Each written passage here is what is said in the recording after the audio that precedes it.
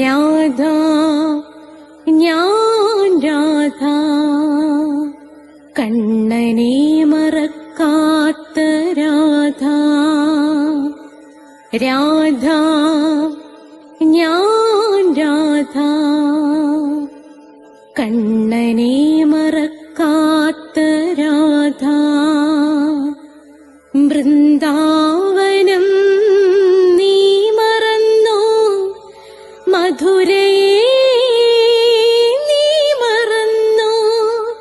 വൃന്ദാവനം നീ മറന്നോ, മധുരയെ നീ മറന്നോ. രാധയെ നീ മറന്നോ, കണ്ണാ പൈക്കളെ നീ മറന്നോ. രാധയെ നീ മറന്നോ, കണ്ണാ പൈക്കളെ നീ മറന്നോ. രാധ രാധ രാധ രാധ, മറന്നിട്ടും മറക്കാത്ത രാധ, മറന്നിട്ടും മറക്കാത്ത രാധ. രാധേ രാധേ രാധേ രാധേ, മറന്നിട്ടും മറക്കാത്ത രാധ, മറന്നിട്ടും മറക്കാത്ത രാധ.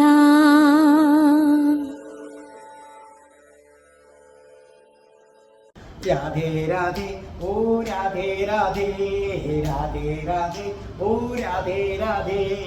രാധേ രാധേ എന്ന ചാനലിൻ്റെ ഭജഗോവിന്ദൻ ക്ലാസ്സുകളിലേക്ക് എല്ലാ പ്രേക്ഷകർക്കും സ്വാഗതം. ഇന്ന് 9ാമത്തെ ശ്ലോകമാണ്. ഇതിനു മുമ്പുള്ളതൊക്കെ നിങ്ങൾക്ക് പ്ലേലിസ്റ്റിൽ നിന്ന് കിട്ടും. സബ്സ്ക്രൈബ് ചെയ്താൽ എല്ലാ തിങ്കളാഴ്ചയും 12 മണിക്ക് നിങ്ങൾക്ക് നാരായണീയത്തിൻ്റെ ക്ലാസ്, ചൊവ്വാഴ്ച കൃഷ്ണന്റെ സർവസ്വവുമായ രാധാദേവിയെക്കുറിച്ച് എന്തറിയണമെങ്കിലും ചൊവ്വാഴ്ച 12 മണിക്കുള്ള രാധയുടെ പ്രണയം കേൾക്കുക. ബുധനാഴ്ചയാണ് ഭജഗോവിന്ദത്തിൻ്റെ ക്ലാസ്, വ്യാഴാഴ്ചയാണ് സർവസ്വവുമായ അഷ്ടപതിയുടെ സർവസ്വവുമായ സാക്ഷാൽ ജയദേവ കവിയുടെ നിങ്ങൾ ഇന്നുവരെ കേട്ടിട്ടില്ലാത്ത പ്രണയ കഥയിലൂടെയുള്ള യാത്രയാണത്. നിശ്ചയമായും നിങ്ങൾ കേൾക്കണം, ഒരിക്കലും മിസ്സാക്കരുത്. വ്യാഴാഴ്ച 12 മണിക്ക്. അതും നാളത്തെ വീഡിയോ ഒരുപാട് പ്രത്യേകതയുള്ളതാണ്. നാളത്തെ ജയദേവ കവിയുടെ വീഡിയോ ഒരു കാരണവശാലും നിങ്ങൾ കാണാതിരിക്കരുത്. അതേ കണക്ക് തന്നെ ഇതിനകത്ത് ഇംഗ്ലീഷ് സംസാരിക്കാൻ ആഗ്രഹിക്കുന്നവർക്ക് വേണ്ടി ഞാൻ സ്പോക്കൺ ഇംഗ്ലീഷിൻ്റെ ക്ലാസ് ഇട്ടിട്ടുണ്ട്, നിങ്ങളത് കേൾക്കുക. ചിലർക്ക് എൻ്റെ അടുത്ത് നേരിട്ട് വന്ന് പഠിക്കണമെന്നുണ്ട്, അവർക്ക് വരാം. 30 ദിവസത്തിനുള്ളിൽ ഇംഗ്ലീഷ് സംസാരിക്കും, അല്ലെങ്കിൽ ഫുൾ എമൗണ്ടും തിരിച്ചു തരുമെന്നതാണ് എൻ്റെ രീതി. അതിനെക്കുറിച്ച് നിങ്ങൾക്ക് അറിയണമെങ്കിൽ എൻ്റെ 96453339 വിളിച്ചാൽ മതി. കാസർഗോഡ് നിന്നും കണ്ണൂരിൽ നിന്നും എറണാകുളത്തു നിന്നും ഒക്കെ ആളുകൾ വന്ന് പഠിക്കുന്നുണ്ട്. ആൺകുട്ടികൾക്കും പെൺകുട്ടികൾക്കും പ്രത്യേകം ഹോസ്റ്റൽ സൗകര്യം ഉണ്ടായിരിക്കുന്നതാണ്.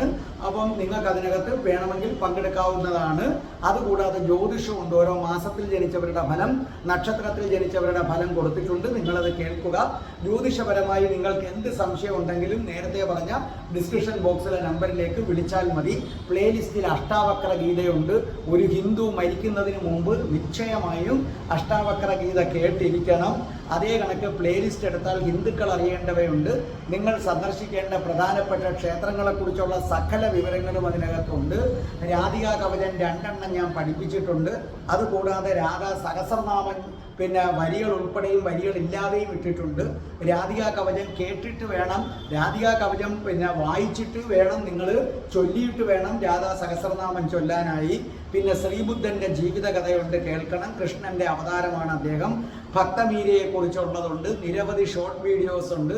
എന്നും രാവിലെ നമുക്ക് ഒരുപാട് ഗുണങ്ങൾ നൽകുന്ന ഏതുണ്ട്, മോർണിംഗ് മെസ്സേജസ് ഉണ്ട്. അങ്ങനെ നിങ്ങൾക്ക് ആവശ്യമായ ഭക്തജനങ്ങൾ തിരയുന്ന സകലതും ഈ ഒരൊറ്റ വീഡിയോയ്ക്കകത്തുണ്ട്. അപ്പം നമുക്ക് പ്രാർത്ഥിച്ചിട്ട് തുടങ്ങാം. ഓം മഹാഗണപതയേ നമഃ. ഓം ശ്രീ രാധാകൃഷ്ണായ നമഃ. ഓം രാധായേ സ്വാഹ. രാധേ രാധേ ഓ രാധേ രാധേ രാധേ രാധേ ഓ രാധേ രാധേ രാധേ രാധേ ഓ രാധേ രാധേ രാധേ രാധേ ഓ രാധേ രാധേ രാധേ രാധേ ഓ രാധേ രാധേ രാധേ രാധേ ഓ രാധേ രാധേ ബസാനെ വാലി രാധാറാണി കീ ജയ്. എൻ്റെ മാതാവ് രാധാറാണി കീ ജയ്. എനിക്ക് സർവൈശ്വര്യങ്ങളും വാരിക്കോരിത്തരുന്ന എൻ്റെ പൊന്ന് രാധാറാണി അമ്മ കീ ജയ്. എനിക്ക് രോഗങ്ങൾ വരാതെ കാത്തുരക്ഷിക്കുന്ന രാധാറാണി അമ്മ കീ ജയ്. എന്നെ സർവ്വ പാപങ്ങളിൽ നിന്നും മോചിപ്പിക്കുന്ന രാധാറാണി അമ്മ കീ ജയ്. എനിക്ക് ആപത്തുകൾ വരാതെ കാത്തുരക്ഷിക്കുന്ന രാധാറാണി അമ്മ കീ ജയ്. എനിക്ക് അപകടങ്ങൾ വരാതെ കാത്തുരക്ഷിക്കുന്ന രാധാറാണി അമ്മ കീ ജയ്. എനിക്ക് ദർശനം തന്ന എൻ്റെ പൊന്ന് രാധാറാണി അമ്മ കീ ജയ്. അപ്പോൾ നമ്മുടെ ജയദേവ കവിയുടെ നമ്മുടെ ഭജഗോവിന്ദത്തിന്റെ ക്ലാസ് ആരംഭിക്കുകയാണ്. 9ാമത്തെ ശ്ലോകം.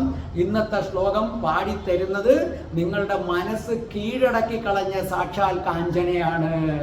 ഞാൻ നേരത്തെ പറഞ്ഞിട്ടുണ്ട്, കാഞ്ചന എൻ്റെ സ്റ്റുഡൻ്റ് ആണ്, എൻ്റെ സ്പോക്കൺ ഇംഗ്ലീഷ് സ്റ്റുഡൻ്റ് ആണ്. ഇംഗ്ലീഷ് ആണെങ്കിൽ നല്ല ഫ്ലൂവൻ്റ് ആയിട്ട് സംസാരിക്കുകയും ചെയ്യും. മിടുക്കിയാണ്. നമ്മൾ കൊടുക്കുന്ന കാര്യങ്ങൾ നല്ല കൃത്യമായിട്ട് ഞാൻ പറയുന്നത് പോലെ ചെയ്ത് നല്ല ഫ്ലൂവൻ്റ് ആയിട്ടാണ് കാഞ്ചന എൻ്റെ അടുക്കൽ നിന്ന് പോകുന്നത്. കാഞ്ചനയ്ക്ക് തീരെ സമയമില്ല. പിന്നെ എൻ്റെ അഭ്യർത്ഥന മാനിച്ചിട്ടാണ് കാഞ്ചന എന്ത് ചെയ്യുന്നത്, എനിക്ക് വേണ്ടി പാടിത്തരുന്നത്. കാഞ്ചനയുടെ ഏറ്റവും വലിയ പ്രത്യേകത ഓരോ വാക്കുകളുടെയും ആന്തരാർത്ഥം വരെ അറിഞ്ഞാണ് കാഞ്ചന ചൊല്ലുന്നത്. പിന്നെ കാഞ്ചന സംഗീതത്തിൽ അസാധാരണമായ അവഗാഹം നേടിയ ഒരാളാണ്. അതുകൊണ്ട് കാഞ്ചന തന്നെ അതിന് പ്രത്യേക ഈണം കൊടുക്കും. അങ്ങനെ നിങ്ങളുടെയൊക്കെ പ്രിയങ്കരിയായി മാറിയ നമ്മുടെ കാഞ്ചന അത് ആലപിക്കാൻ പോവുകയാണ്. അതിനുശേഷം ഞാൻ പഠിപ്പിക്കാം. മനോഹരമായ ആലാപനം കേട്ടുള്ളൂ. സൽസംഗത്വേ നിസ്സംഗത്വം നിസ്സംഗത്വേ നിർമോഹത്വം നിർമോഹത്വേ നിശ്ചലതത്വം നിശ്ചലതത്വേ ജീവൻ മുക്തി.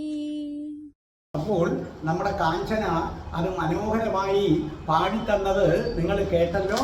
അതേ കണക്ക് തന്നെ ഞങ്ങൾ നടത്തിയ രാമായണം ക്വിസ് മത്സരത്തിൽ 1ാം സമ്മാനം ഒരു ചിത്രയാണ്, 2ാം സമ്മാനം ബിന്ദുവാണ്, 3ാം സമ്മാനവും ചിത്രയാണ്. അവരുടെ ഡീറ്റെയിൽസ് ഞാൻ പിന്നെ പറയും. അതേ കണക്ക് തന്നെ കഠിന കൃഷ്ണഭക്തനായ ഞാനിങ്ങനെ രാധാഭക്തനായ എന്നൊരു വീഡിയോ ഉണ്ട്, നിശ്ചയമായും കേൾക്കണം. അത് ആവശ്യമുള്ളവർക്ക് അതിൻ്റെ ലിങ്ക് ഡിസ്ക്രിപ്ഷൻ ബോക്സിൽ നമ്പറുണ്ട്. ആ നമ്പറിൽ വിളിച്ചാൽ ഞാൻ അതിൻ്റെ ലിങ്ക് തരുന്നതാണ്. അപ്പോൾ ശ്രദ്ധിച്ചു കേട്ടെ.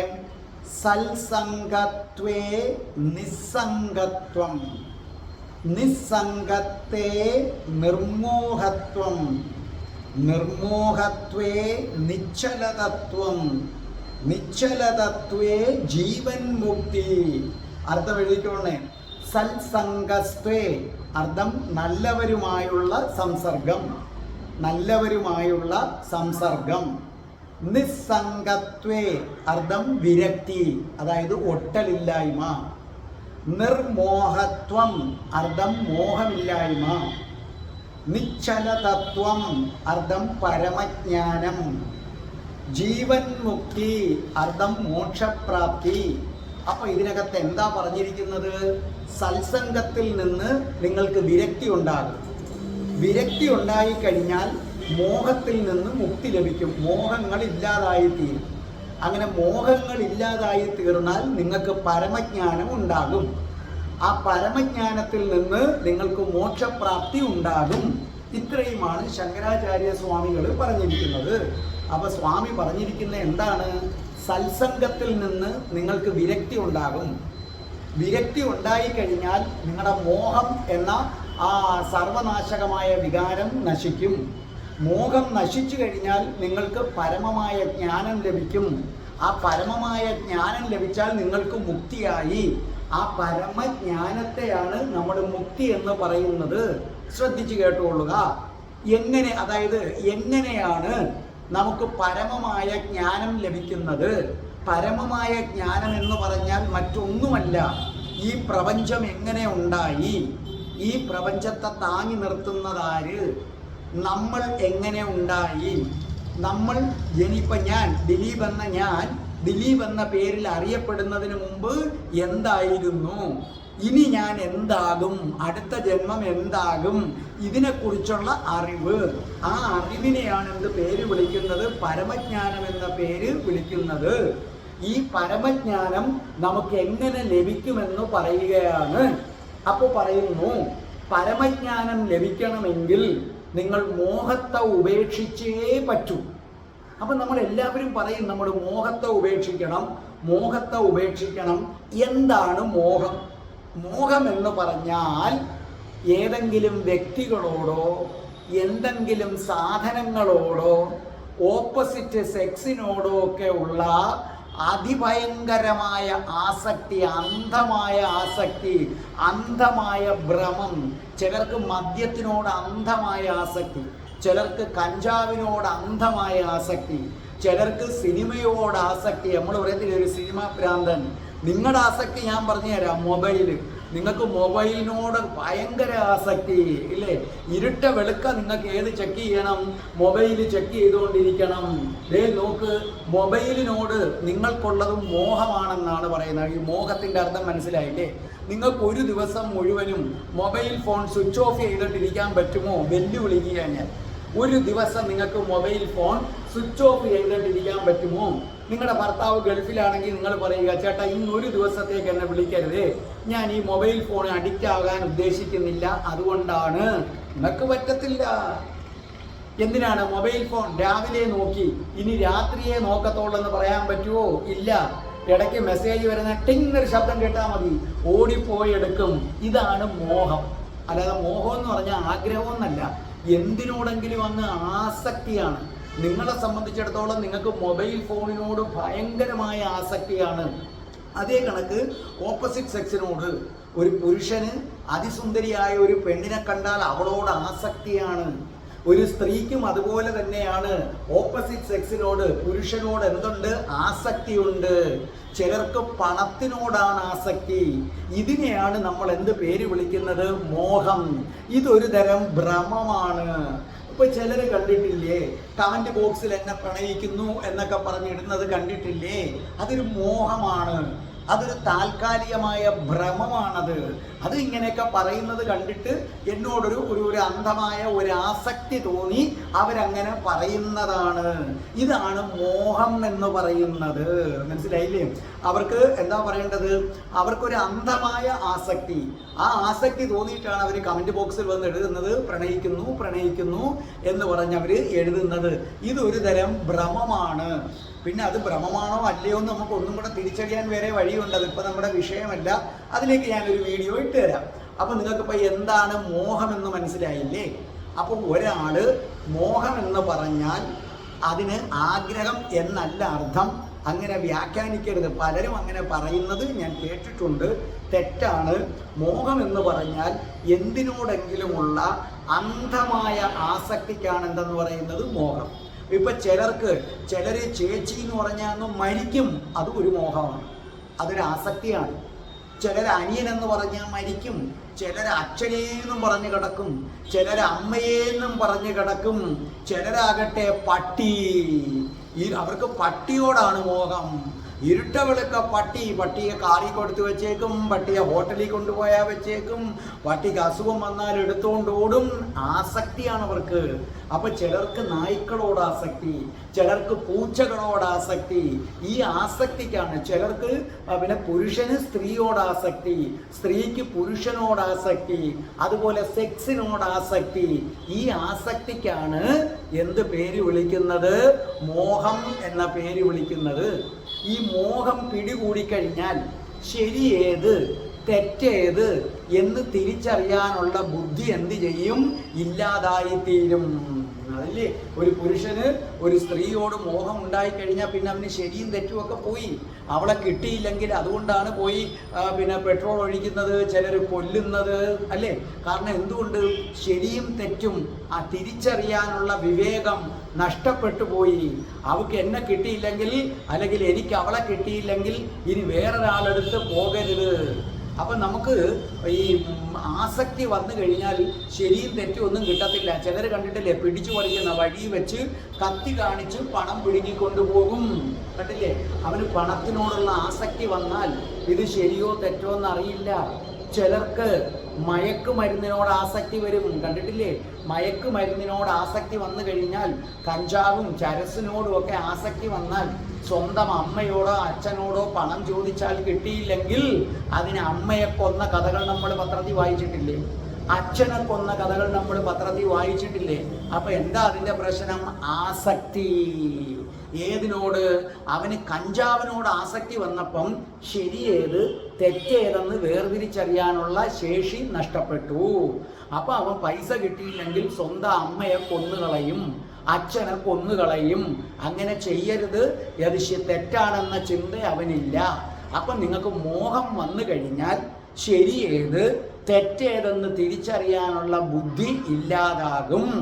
അപ്പൊ ശരിക്കും പറഞ്ഞു കഴിഞ്ഞാൽ താൽക്കാലികമായ വസ്തുക്കളെ ഒരിക്കലും നശിക്കാത്തതെന്ന് കരുതി അതിനോട് ഒട്ടുന്നതാണ് മോഹം.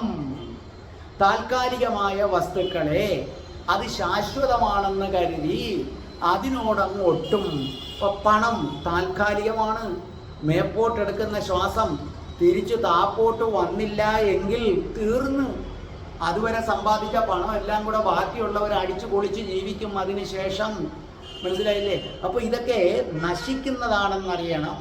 അതായത് നമ്മുടെ ശ്രീബുദ്ധനെ കാണാൻ ഒരു ദിവസം ഒരു ചക്രവർത്തി വന്നു, ഒരു രാജാവ് വന്നു. അദ്ദേഹം ശ്രീബുദ്ധനെ കണ്ടിട്ട് പറഞ്ഞു, നോക്കൂ, നിങ്ങൾ എന്തൊരു സുന്ദരനാണ്. നിങ്ങൾ ഇങ്ങനെ കാവിയുമൊക്കെ ഉടുത്ത് ഇങ്ങനെ ഇരിക്കേണ്ട ഒരാളല്ല. നോക്കൂ, എനിക്കൊരു മകളുണ്ട്, അവള് ഭയങ്കര സുന്ദരിയാണ്. അവളെ ഞാൻ നിങ്ങൾക്ക് വിവാഹം ചെയ്തു തരാം. നിങ്ങൾ അവിടെ എൻ്റെ നാട്ടിലേക്ക് വരൂ, എൻ്റെ രാജ്യത്തെ രാജാവാകൂ, ഞാൻ നിങ്ങളെ ചക്രവർത്തിയാക്കാം. അവൻ ബുദ്ധൻ ചിരിച്ചുകൊണ്ട് ചോദിച്ചു, അല്ല, നിങ്ങളുടെ ഈ മകൾ എന്നും സുന്ദരിയായിരിക്കുമെന്ന് ഉറപ്പ് പറയാൻ പറ്റുമോ? അപ്പൊ അയാൾ പറഞ്ഞു, ചിരിച്ചുകൊണ്ട് പറഞ്ഞു, നിങ്ങളൊരു രസികനാണെന്ന് തോന്നുന്നല്ലോ, ഒരാൾ എന്നും അങ്ങ് സുന്ദരിയാകുമോ? അപ്പൊ ചോദിച്ചു, നിങ്ങളുടെ ഈ മകൾ, ആ മകൾക്ക് നരകളും ജരകളും ബാധിക്കില്ല എന്ന് നിങ്ങൾക്ക് ഉറപ്പ് പറയാൻ പറ്റുമോ? അങ്ങനെയാണെങ്കിൽ ഞാൻ വിവാഹം കഴിക്കാം. അപ്പൊ അയാൾ വീണ്ടും പറഞ്ഞു, നിങ്ങൾ തമാശക്കാരൻ തന്നെ. അതെങ്ങനെ? അവർക്ക് ഒരു ദിവസം ജരയും വരും നരയും വരും. അപ്പൊ ബുദ്ധൻ പറഞ്ഞു, നിങ്ങളുടെ മകൾ ഒരിക്കലും മരിക്കില്ല എന്ന് എനിക്ക് ഉറപ്പ് തരാൻ പറ്റുമോ? അങ്ങനെയാണെങ്കിൽ നിശ്ചയമായി ഞാൻ അവളെ വിവാഹം കഴിക്കാം. അപ്പൊ അയാൾക്ക് വല്ലാത്ത പരിഭ്രമമായി. നിങ്ങൾ എന്താണ് ഈ പറഞ്ഞു വരുന്നത്? അപ്പൊ ബുദ്ധൻ പറഞ്ഞു, നോക്കൂ, നിങ്ങളുടെ മകൾ, അവൾ ഇപ്പൊ സുന്ദരിയാണ്, ആ സൗന്ദര്യം എന്നും നിലനിൽക്കും, ജരാനരകൾ ബാധിക്കില്ല, അവൾ മരിക്കില്ല എന്ന് ഉറപ്പ് തന്നാൽ ഞാൻ കെട്ടാം. പക്ഷേ നിങ്ങൾക്ക് ആ ഉറപ്പ് തരാൻ പറ്റുന്നില്ല. പിന്നെ എന്നെ രാജാവാക്കാമെന്ന് പറഞ്ഞു. നിങ്ങളുടെ സാമ്രാജ്യം അത് എന്നും എന്നെ ചക്രവർത്തിയാക്കാം, അല്ലെങ്കിൽ അത് ഒരിക്കലും നശിക്കില്ല എന്ന് പറയാമോ? അപ്പോൾ അയാൾക്ക് വല്ലാത്ത പരിഭ്രാന്തിയായി. അയാൾ പറഞ്ഞു, നിങ്ങളൊരു വല്ലാത്ത മനുഷ്യനാണ്, നിങ്ങളടുത്ത് ഞാൻ അധിക സമയം നിന്നു പോയാൽ ഞാനും നിങ്ങളെപ്പോലെ കാവ്യ വസ്ത്രം ധരിച്ചു കളയും എന്നും പറഞ്ഞു ഓടുകയാണ്. കണ്ടോ, അവിടെ അതിസുന്ദരിയായ യുവതിയെയും സാക്ഷാൽ ചക്രവർത്തി പദവും വാഗ്ദാനം ചെയ്തപ്പോൾ ശ്രീബുദ്ധൻ ചോദിക്കുന്നതാണ്, അത് ഒരിക്കലും നശിക്കാത്തതാണോ? ആണെങ്കിൽ എനിക്കതിനോട് മോഹമുണ്ടാകും, അപ്പോൾ അത് നശിക്കും. അപ്പൊ നിങ്ങളുടെ പ്രശ്നം എന്താണ്? അതിസുന്ദരിയായ പെണ്ണിനെ തരാമെന്ന് പറഞ്ഞാൽ ഇവള് കുറച്ചു നാൾ കഴിയുമ്പം വയസ്സാകുമെന്നറിയാം, കുറച്ചു നാൾ കഴിയുമ്പം മരിക്കുമെന്നറിയാം, സാരമില്ല എന്നും പറഞ്ഞ് എന്ത് ചെയ്യും? അതിനെ അവളെ സ്വീകരിക്കാൻ പോകും. ഇതിനെയാണ് നമ്മൾ എന്ത് പേര് വിളിക്കുന്നത്? മോഹം എന്ന പേര് വിളിക്കുന്നത്. അപ്പോൾ നിങ്ങൾക്ക് മനസ്സിലായല്ലോ എന്താണ് ഈ മോഹം എന്ന് പറയുന്നത്? വളരെ അപകടം പിടിച്ച ഒന്നാണ് ആരെന്ന് പറയുന്നത്? മോഹം. അപ്പം യഥാർത്ഥത്തിൽ മോഹം എന്ന് പറഞ്ഞാൽ ആഗ്രഹം എന്നല്ല പറയേണ്ടത്. നശിച്ചു പോകുന്ന വസ്തുക്കളെ ഒരിക്കലും നശിക്കത്തില്ല, എന്നും എൻ്റെ കൂടെ കാണും എന്ന ചിന്തയിൽ ഒട്ടുന്നതിനെയാണ് മോഹം. ഈ മക്കള് കല്യാണം കഴിച്ചു കഴിഞ്ഞാൽ നിങ്ങളെ വിട്ടുപോകും, പിന്നല്ലേ ബാക്കി കാര്യം. കല്യാണം കഴിച്ചു കഴിഞ്ഞാൽ നിങ്ങളെ വിട്ടുപോകും. അങ്ങനെ വിട്ടുപോകുമ്പോൾ നിങ്ങൾക്ക് പിടിക്കത്തില്ല. അതുകൊണ്ടാണ് ഈ മക്കൾ കല്യാണം കഴിച്ചാൽ പിന്നെ അമ്മയും മക്കളും തമ്മിൽ ഉടക്ക്, ആൺമക്കളാണെങ്കിൽ അമ്മയും മരുമോളും തമ്മിൽ ഉടക്ക്. ഇതാണ് അതിൻ്റെ കാര്യം. ഇനി അങ്ങനെ ഈ മോഹം നമ്മൾ എന്ത് ചെയ്യണം? ഉപേക്ഷിക്കണം. പക്ഷെ ഈ മോഹം ഉപേക്ഷിക്കണമെങ്കിൽ നിങ്ങൾക്ക് എന്തുണ്ടാകണം? വിരക്തി ഉണ്ടാകണം. അപ്പൊ എന്താണ് വിരക്തി എന്ന് പറയുന്നത്? വിരക്തി എന്ന് പറഞ്ഞാൽ അപ്പൊ ഈ വിരക്തി ഉണ്ടെങ്കിലേ ഏത് പറ്റത്തുള്ളൂ? നമുക്ക് മോഹത്തെ ഉപേക്ഷിക്കാൻ പറ്റുമോ? ശ്രദ്ധിച്ചിട്ടോണേ. പരമജ്ഞാനം കിട്ടണമെങ്കിൽ മോഹം ഉപേക്ഷിക്കണം. മോഹം ഞാൻ പറഞ്ഞു തന്നു. ഇനി ഈ മോഹം ഉപേക്ഷിക്കണമെങ്കിൽ നിങ്ങൾക്ക് വിരക്തി വരണം. എന്താ വിരക്തി? ഒരെണ്ണം അനുഭവിച്ചു മടുക്കുന്നതാണ് വിരക്തി. ഇപ്പൊ ഉദാഹരണമായിട്ട് കുട്ടിക്കാലത്ത് എനിക്ക് ഏതെങ്കിലും ഒരു സാധനം ഇഷ്ടമാണെന്നുണ്ടെങ്കിൽ, എനിക്കൊരു ഫുഡ് ഇഷ്ടമാണെന്ന് ഇരിക്കട്ടെ, അങ്ങനെ ഫുഡ് ഇഷ്ടമാണെന്നുണ്ടെങ്കിൽ എന്ത് ചെയ്യുമെന്നറിയാമോ? എല്ലാ ദിവസവും ഇപ്പം എനിക്ക് പഴംപൊരി ഭയങ്കര ഇഷ്ടമാണ് പഴംപൊരി. അപ്പം അമ്മ എന്താ ചെയ്യുന്നത്? എല്ലാ ദിവസവും പഴംപൊരി. തിങ്കൾ പഴംപൊരി, ചൊവ്വ പഴംപൊരി, ബുധൻ പഴംപൊരി. ഒരു 2-3 ആഴ്ച കഴിയുമ്പോഴത്തേക്ക് നമുക്ക് മടുത്തു. ഇതിൻ്റെ ടേസ്റ്റ് ഇത്രയേ ഉള്ളെന്ന് മനസ്സിലായി. നമുക്ക് സ്വാഭാവികമായിട്ടും അതിനോട് എന്ത് വന്നു? വിരക്തി വന്നു. കണ്ടോ? ശ്രീബുദ്ധനെ സംബന്ധിച്ചിടത്തോളം കൊട്ടാരത്തിലെ സുന്ദരിമാരുടെ നടുവിലാണ് കിടക്കുന്നത്. കുട്ടിക്കാലം തൊട്ടേ എത്രമാത്രം സിദ്ധാർത്ഥ രാജകുമാരനെ പ്രലോഭിപ്പിക്കാം, അത്രയും പ്രലോഭിപ്പിക്കാൻ പറഞ്ഞു. അപ്പം ഇനി ബുദ്ധൻ കാണാത്ത പെണ്ണുങ്ങളില്ല. ലോകത്തെ ഏറ്റവും വലിയ സുന്ദരികളുമായിട്ടായിരുന്നു സഹവാസം. അത് അനുഭവിച്ച് കുറെ കഴിഞ്ഞപ്പം വിരക്തി വന്നു. കാരണം മടുത്തു. ഇനി ഇതിനപ്പുറം വല്ലതും ഉണ്ടോ ആനന്ദം തരുന്നത് എന്ന അന്വേഷണമായി. അപ്പൊ നമുക്ക് എന്ത് വരണം? വിരക്തി. സാധാരണ കല്യാണം കഴിയുന്നവർക്ക് ഒരു അരവിരക്തി വരാറുണ്ട്. എന്തുകൊണ്ട്? ഭാര്യയുടെ അടുത്ത് കല്യാണം കഴിച്ചു കഴിഞ്ഞാൽ കല്യാണം കഴിച്ച ആദ്യത്തെ 3-4 ദിവസം ഭയങ്കരമാണ്. ഭാര്യ ആലിംഗനമൊക്കെ ചെയ്യുന്ന ശക്തി ഭയങ്കരമാണ്. 3-4 വർഷം കഴിയുമ്പം ഭാര്യയിൽ വിരക്തിയായി. പക്ഷെ ആ വിരക്തി ശാശ്വതമായി നിൽക്കുന്നില്ല. ഒരു 4 വർഷം കഴിയുമ്പം ഭാര്യയിൽ അല്ലെങ്കിൽ ഭാര്യയ്ക്ക് ഭർത്താവിൽ വിരക്തിയായി. ഇച്ചിരി കഴിയുമ്പോഴത്തേക്ക് എന്ത് ചെയ്യുന്നു? ഓഫീസിൽ പുതിയ ഒരു പെണ്ണിനെ കണ്ടാൽ അല്ലെങ്കിൽ പുതിയൊരു പുരുഷനെ കണ്ടാൽ അപ്പം നിങ്ങൾക്ക് താല്പര്യമായി. അപ്പം നിങ്ങളുടെ വിരക്തി അവിടെ ഫുൾ സ്റ്റോപ്പ് ഇടുന്നില്ല. അപ്പം എന്തുകൊണ്ടാണ് നിങ്ങൾക്ക് 5-6 വർഷം കഴിയുമ്പം ഭാര്യയോട് വിരക്തി വന്നത്? അനുഭവിച്ച് ഒരു പരുവമായി. സെക്ഷൽ റിലേഷൻഷിപ്പിൽ ഏർപ്പെട്ട് ഇത്രയേ ഉള്ളെന്ന് മനസ്സിലായി. അതോടുകൂടി നിങ്ങൾക്ക് എന്തുണ്ടായി? വിരക്തി. അപ്പൊ വിരക്തി എന്ന് പറഞ്ഞാൽ ഏതെങ്കിലും ഒരു കാര്യം അനുഭവിച്ചു മടുക്കുന്നതിനെയാണ് എന്ത് പേര് വിളിക്കുന്നത്? വിരക്തി എന്ന് പറയുന്നത്. ഈ ലോകത്തിലെ സുഖഭോഗങ്ങള്, ഈ ലോകത്തിലെ ബന്ധങ്ങള്, ഇതൊക്കെ നശിക്കുന്നതാണെന്നറിഞ്ഞ് അതിൽ നിന്ന് മനസ്സുകൊണ്ട് പിൻവാങ്ങുക. അതായത് കണ്ണുകൊണ്ട് കാണുന്ന എല്ലാ വസ്തുക്കളും നശിക്കും. ആ അറിവിനെയാണ് വിരക്തി. ആത്മാവ് മാത്രമേ നശിക്കാറുള്ളൂ. ഇപ്പൊ ഞാൻ പറഞ്ഞില്ലേ, ശ്രീബുദ്ധനെ സംബന്ധിച്ചിടത്തോളം സ്ത്രീകളുമായിട്ട് ഇടപെട്ട് മടുത്തു. സമ്പത്ത് അനുഭവിച്ചു മടുത്തു. ഇനി ഇതിനേക്കാൾ ആനന്ദം പകരുന്ന എന്തുണ്ടെന്ന് അന്വേഷണമായി. അപ്പോഴാണ് അദ്ദേഹത്തിന് അറിവ് കിട്ടിയത് ഇതിനേക്കാൾ ആനന്ദം തരും ആ ആത്മാവ്. അപ്പൊ ഇനി ഇത് നമുക്ക് മനസ്സിലായി. ഈ സ്ത്രീകളുമായുള്ള സെക്ഷൽ റിലേഷൻഷിപ്പ് ഇത്രയ്ക്കേ ഉള്ളു എന്ന് ബുദ്ധന് മനസ്സിലായി. ഇനി ഇതിനപ്പുറം സുന്ദരികളുമില്ല, അനുഭവിച്ചു മടുത്തു. അപ്പൊ വിരക്തി വന്നു. ഇതിലും സന്തോഷം, അത് എന്നും നിലനിൽക്കുമെന്ന് പറഞ്ഞു. അങ്ങനെയാണ് ബുദ്ധൻ ആത്മാവിനെ ശുദ്ധീകരിക്കാൻ വേണ്ടി, ആത്മാവിനെ കണ്ടറിയാൻ വേണ്ടി ഇറങ്ങിത്തിരിച്ചത്. അപ്പൊ ശരിക്കും കേൾക്കുക, പരമമായ ജ്ഞാനം ലഭിക്കണമെങ്കിൽ മോഹം ഉപേക്ഷിക്കണം. മോഹം ഉപേക്ഷിക്കണമെങ്കിലോ നിങ്ങൾക്ക് എന്തിനോടും ഭയങ്കര താല്പര്യം ഉണ്ടായാൽ അങ്ങ് അനുഭവിക്കുക, അനുഭവിച്ചു മടുക്കുക, അല്ലാതെ ബലം പ്രയോഗിച്ചു മാറ്റരുത്. നിങ്ങൾക്ക് സെക്സിനോട് അമിതമായ താല്പര്യം, നിങ്ങൾക്ക് ഭാര്യ ഉണ്ടെങ്കിൽ നിരന്തരമായിട്ട് പോവുക. കുറച്ച് കഴിയുമ്പോൾ നിങ്ങൾ മടുത്തിരിക്കും, പിന്നെ വേറെ പോകാതിരുന്നാൽ മതി, അത്രയേ ഉള്ളൂ പുതിയത് കിട്ടുമ്പോൾ. അപ്പം അനുഭവിച്ചു മടുക്കുക. ഇനി ഈ വിരക്തി ഉണ്ടാകണമെങ്കിൽ എന്ത് ചെയ്യണം? പരമമായ ജ്ഞാനം കിട്ടണമെങ്കിൽ മോഹത്തെ ഉപേക്ഷിക്കണം. മോഹത്തെ ഉപേക്ഷിക്കണമെങ്കിൽ വിരക്തി വരണം. ഈ വിരക്തി വരണമെങ്കിൽ എന്ത് വേണം? സത്സംഗം വേണം. എന്താണ് സത്സംഗം? സത് എന്ന് പറഞ്ഞാൽ സത്യം, അല്ലെങ്കിൽ ഈശ്വരൻ. സംഘം എന്ന് പറഞ്ഞാൽ കൂട്ടായ്മ. നിങ്ങളെല്ലാവരും സത്സംഗത്തിന് വേണ്ടി പോകുന്നവരുണ്ടെന്ന് എനിക്കറിയാം. അപ്പം നിങ്ങൾക്കറിയാമോ എന്താ സത്സംഗം? സത് എന്ന വാക്കിൻ്റെ അർത്ഥം സത്യം, അല്ലെങ്കിൽ ഈശ്വരൻ. സംഘം എന്ന് പറഞ്ഞാൽ അർത്ഥം കൂട്ടായ്മ.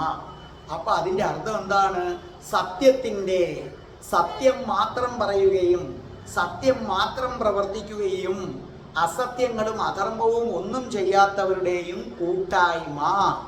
അതൊരു സദ്ഗുരുവിൻ്റെ സാന്നിധ്യത്തിൽ. ആ ഗുരു ഈശ്വര തുല്യമാണ്.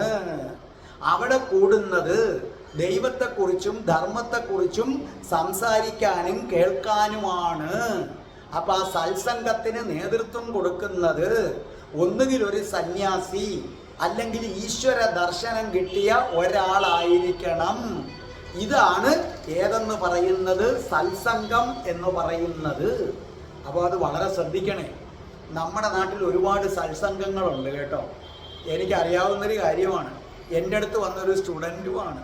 മനസ്സിലായില്ലേ? സത്സംഗത്തിന് പോയി സത്സംഗത്തിൽ ഇരുന്ന മറ്റൊരാളുമായങ്ങ് പ്രണയത്തിലായി. മനസ്സിലായില്ലേ? ഭയങ്കര അടുപ്പമായി. അവർ വേറെ കല്യാണം കഴിച്ചതാ, ഇയാളും വേറെ കല്യാണം കഴിച്ചതാ, വീട്ടിൽ ഭാര്യയും ഉണ്ട്, അടുപ്പമായി. ഭഗവത്ഗീത പഠിക്കാൻ പോയിട്ട് അവിടെ ഇരുന്നവരുമായിട്ട് അങ്ങ് അടുപ്പമായി. ശരിക്കും പറഞ്ഞാൽ ഈ ചെറുപ്പക്കാരും മധ്യവയസ്കരും ഒക്കെ സത്സംഗം എന്ന് പറഞ്ഞ് പോവുകയും അവിടെ വെച്ച് കണ്ട് മറ്റുള്ളവരുമായി അടുപ്പത്തിലാവുകയും ചെയ്യുന്നു. അപ്പോൾ അത് സത്സംഗമല്ല, ദുർസംഗമായി മാറുന്നു. ഓർമ്മിക്കണേ, സത്സംഗം എന്ന് പറയുന്നത് സൂക്ഷിച്ചു വേണം ആ സത്സംഗത്തിലേക്ക് പോകാൻ. സത്യം മാത്രം പറയുന്നവർ, മനസ്സിലായ?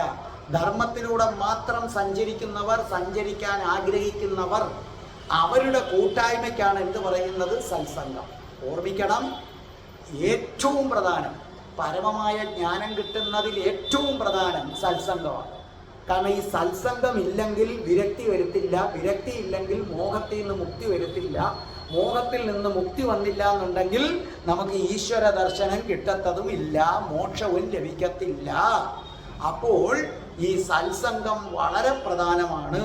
സത്സംഗം എന്ന് പറഞ്ഞാൽ നമുക്ക് അറിയാതെ നമ്മുടെ മനസ്സിൽ എല്ലാ ദിവസവും, നിങ്ങൾ കുറേ ധ്യാനം ചെയ്ത് ശുദ്ധീകരിച്ചു എന്നും പറഞ്ഞിരിക്കരുത്.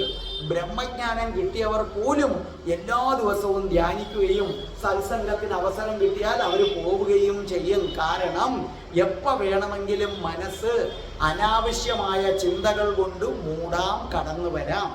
അതില്ലാതിരിക്കാനാണ് സത്സംഗം. ഇപ്പോൾ ഞാനൊരു കഥ പറഞ്ഞു തരാം. ഒരു ഗുരു തൻ്റെ ശിഷ്യനെ എല്ലാ കാര്യങ്ങളും പഠിപ്പിച്ചു. വിദ്യാഭ്യാസം തീർന്നു.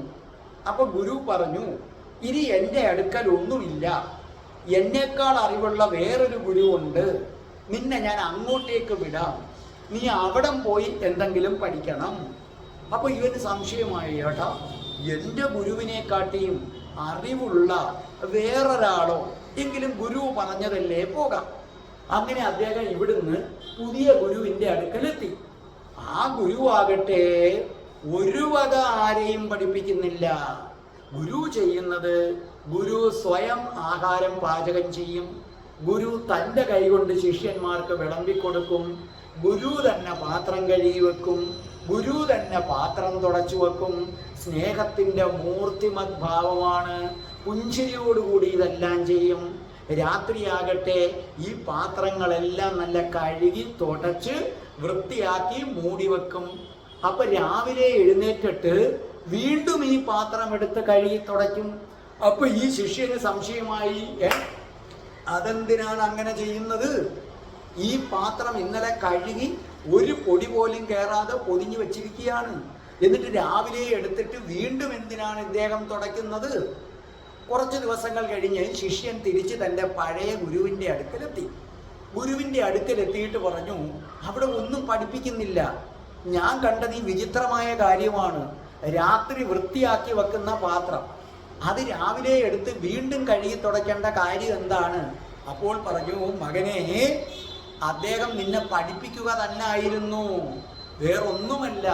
കഴുകി എത്ര വൃത്തിയാക്കി ഒരു പാത്രം വെച്ചാലും അത് എന്തൊക്കെ കൊണ്ട് മൂടി വെച്ചാലും ശരി, അതിനകത്ത് അല്പമെങ്കിലും പൊടി പിടിക്കും. എന്നും എടുത്തത് തുടച്ചു വെച്ചാലേ മിനുസമുള്ളതാകത്തുള്ളൂ. കടകളിലൊക്കെ സാധനങ്ങൾ എല്ലാ ദിവസവും കടക്കാരൻ വന്ന് തട്ടിക്കുടഞ്ഞു വെക്കത്തില്ലേ? അതുപോലെ മകനെ, നിന്റെ മനസ്സും എന്നും തുടയ്ക്കണം, എന്നും അതിലത്തെ തുടച്ച് അനാവശ്യ ചിന്ത മാറ്റണം. അതിന് സത്സംഗം അത്യാവശ്യമാണ്, ധ്യാനവും അത്യാവശ്യമാണ്. അതുകൊണ്ട് സത്സംഗത്തിന് വലിയ പ്രാധാന്യമാണ് ഉള്ളത്. അതുകൊണ്ട് സത്സംഗത്തിന് പോകുന്നവർ ഒരു കാര്യം ശ്രദ്ധിക്കുക, അത് സത്സംഗമായിരിക്കണം. അവിടെ ഇരിക്കുന്നവരൊക്കെ സത്യത്തിലൂടെ സഞ്ചരിക്കുന്നവരും ധർമ്മത്തിലൂടെ സഞ്ചരിക്കുന്നവരുമായിരിക്കണം. അല്ലെങ്കിൽ വിപരീത ഫലം ചെയ്യും. ചുമ്മാതെ അവിടെ വന്നിരുന്ന് അസത്യവും മറ്റു കാര്യങ്ങളും ഒക്കെ പറഞ്ഞിരിക്കുകയും അവിടെ തന്നെ ഇരുന്ന ഒരാളുമായി പ്രണയത്തിലാകുന്നവരുമാണെങ്കിൽ അവരിൽ നിന്നൊരു നെഗറ്റീവ് എനർജി വരും, അത് നിങ്ങളിലേക്ക് പ്രവഹിക്കും. ശരിക്കും നല്ല ഒരു ഈശ്വര ദർശനം കിട്ടിയ ഗുരു, ആ ഗുരുവിനാണ് ഒരു സത്സംഗത്തെ നയിക്കാൻ പ്രാപ്തിയുള്ളത്. കാരണം ആ ഗുരുവിനറിയാം അതിനകത്ത് ആരെങ്കിലും വഴി തെറ്റുന്നെങ്കിൽ അവരെ ആദ്യം വിളിച്ച് ശാസിക്കാനും പിന്നീട് പുറത്താക്കാനും അറിയാം. അപ്പൊ സത്സംഗം എന്ന് പറയുന്നത് നല്ല സത്സംഗം തന്നെ ആയിരിക്കണം.